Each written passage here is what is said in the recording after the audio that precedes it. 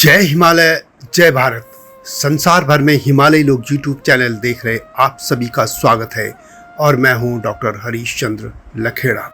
तिब्बत का उल्लेख आते ही दलाई लामा और बौद्ध धर्म याद आता है। भारत में यही मान्यता है कि तिब्बत पूरी तरह से बौद्ध धर्म मानने वालों का देश है, परंतु ऐसा नहीं है। तिब्बत में आज भी बड़ी आबादी ऐसी है जो कि बौद्ध धर्म को मानती है। तिब्बत में बौद्ध धर्म के पहुंचने से पहले वहां का राजकीय धर्म बौद्ध धर्म ही था और जो कि सनातन धर्म के बहुत निकट पाया जाता है। यह भी कह सकते हैं कि वह सनातन धर्म की ही एक शाखा थी। बौद्ध धर्म के समय चीन तिब्बत से थर-थर कांपता था, लेकिन तिब्बत में बौद्ध धर्म के जाने के साथ ही वह चीन का गुलाम हो गया।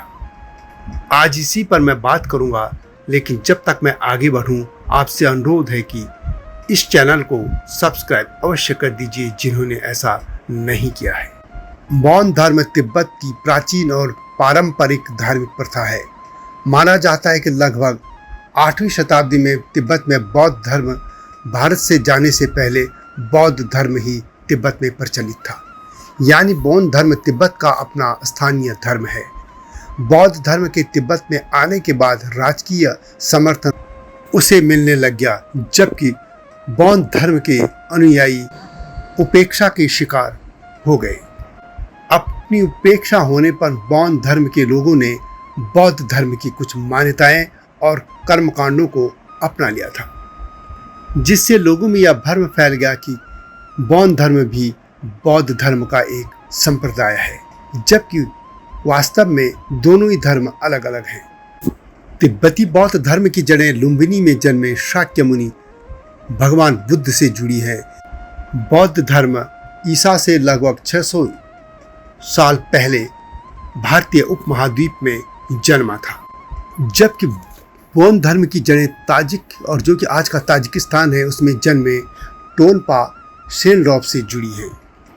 बौद्ध धर्म के इतिहास तथा साहित्य के अनुसार आज से लगभग 27,000 साल पहले उनके शास्त्रा तथागत सेनरॉप मीबो ताजिक में पैदा हुए थे। उनके भी 12 चरित्र थे। उन्होंने भी त्रिविध धर्म चक्र का प्रवर्तन किया था। सेनरॉप मीबो के परिनिर्वाण के बाद 3 बार संगतियां भी हुई थी। उनके वचन यद्यपि उनकी भाषाओं में थे, तथापि मुख्यतः भीतरी ताजिक भाषा में उनके वचन उपलब्ध थे। डॉक्टर थुपथान छोगडुब भोर देश में माध्यमिक दर्शन इस नाम की अपनी पुस्तक में लिखते हैं कि भीतरी ताजिक भाषा संस्कृत से मिलती जुलती थी। भीतरी ताजिक भाषा में बाह्य ताजिक भाषा में तथा उसमें तिब्बती भाषा में अनुवाद हुआ था। सन 1959 तक तिब्बत में बौद्ध धर्म वालों का साहित्य तथा शास्त्र सुरक्षित थे। उनका साहित्य विशाल था। उनके भी काग्युर तथा तेंग्युर 2 संग्रह हैं। काग्युर में वे सभी सूत्र तथा तंत्र हैं जो भगवान सेनरॉप मीबो के वचन हैं। तेंग्युर में वे सभी शास्त्र आते हैं जो ताजिकीय विद्वानों ने लिखे थे और उनका तिब्बती भाषा में अनुवाद हुआ था। बौद्ध धर्म के अनुयायी लोग अपने को बौद्ध समझते हैं तथा सेनरॉप मीबो को बुद्ध मानते हैं। शाक्य मुनि यानी जो भगवान बुद्ध हैं को उनका अवतार मानते हैं। यानी बौद्ध धर्म के लोगों का मानना है कि जो भगवान बुद्ध हैं वे वास्तव में सेनरॉप मीबो के अवतार हैं। बौद्ध धर्म के मूल विहार मेनरी मोनेस्ट्री की स्थापना भी सदियों पहले तिब्बत में हो चुकी थी। कुछ इतिहासकारों का मानना है कि बौद्ध धर्म का असर सिर्फ तिब्बत में ही नहीं था, बल्कि उसके आसपास के क्षेत्रों में भी था। ये कह सकते हैं कि भारत के जो हिमालयी क्षेत्र के सीमांत क्षेत्र हैं वहाँ तक बौद्ध धर्म का प्रभाव था। यह भी माना जाता है कि बौद्ध धर्म तिब्बती साम्राज्य से पहले आने वाले झुंगझुंग राज्य से संबंधित था। वैसे कुछ विद्वानों का ये मानना है कि बौद्ध धर्म और हिंदू धर्म के भगवान शिव में बहुत से तीर्थ व अन्य समानताएं हैं, जैसे कि मानसरोवर और कैलाश पर्वत दोनों ही धर्मों में पवित्र माने जाते थे। हिंदुओं के लिए भगवान शिव जी के कारण यह विशेष महत्व रखता है और बौद्ध धर्म के अनुयायी भी कैलाश मानसरोवर की पूजा करते हैं। बौद्ध धर्म में वैसे तो कई देवता हैं, लेकिन इस धर्म के संस्थापक टोनपा या तोपा सेनराब को माना जाता है, जिन्हें सेनराब मिवो या बुद्ध सेनराब, गुरु सेनराब आदि उपाधियों से भी जाना जाता है।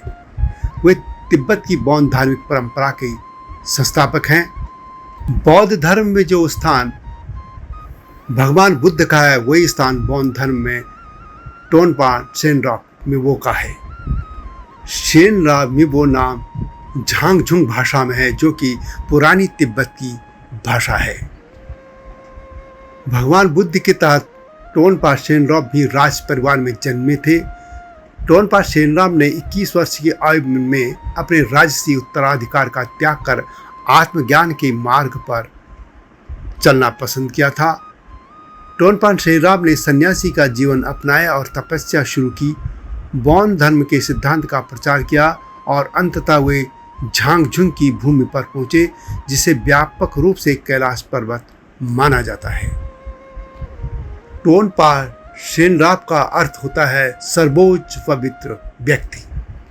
कुछ इतिहासकारों का मानना है कि बौद्ध धर्म वास्तव में सनातन धर्म से संबंधित रहा है, क्योंकि भगवान शिव को लेकर जो अवधारणा है उसी तरह की अवधारणाएं बौद्ध धर्म में भी मिलती हैं।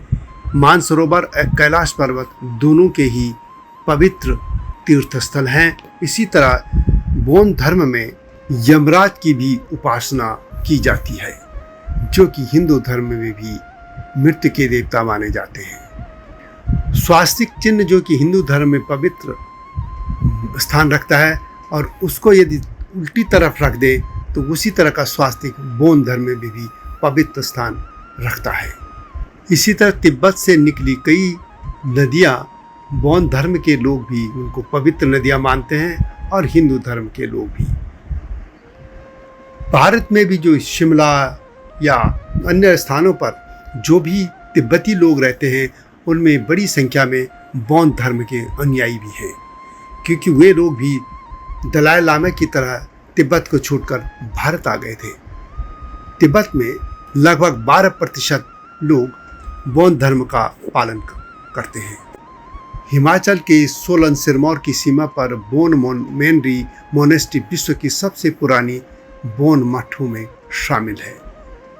आमतौर पर देखने में चाहे बौद्ध लामा हो या बौन लामा, उनमें फर्क करना असंभव है। इसी तरह उनकी जो तीर्थ स्थल होते हैं या उनके जो मठ होते हैं, मोनेस्ट्री होती है, उसमें भी फर्क कर पाना पहले नज़र में मुश्किल होता है, लेकिन ध्यान से देखें तो दोनों में काफ़ी अंतर होता है। तो यह थी हिमालय क्षेत्र के प्राचीन बौद्ध धर्म की गाथा। बौद्ध धर्म के समाप्ति और बौद्ध धर्म के उदय के बाद तिब्बत पर क्या असर हुआ, इसका आकलन अगली वीडियो में करूँगा। लेकिन इस वीडियो को लाइक और शेयर करना न भूलना, चैनल को सब्सक्राइब भी कीजिएगा। जल्दी ही मिलता हूँ नई गाथा के साथ, तब तक जय हिमालय, जय भारत। हिमालय पे पेड़ हो तो गीत गाएंगी नदियाँ, गीत गाएंगी नदियाँ। पेड़ों पे चिड़िया है तो गीत गाएंगी नदियाँ, पेड़ों पे चिड़िया है तो गीत गाएंगी नदियाँ। माँ की लोरी जैसे होते हैं नदियों के गीत।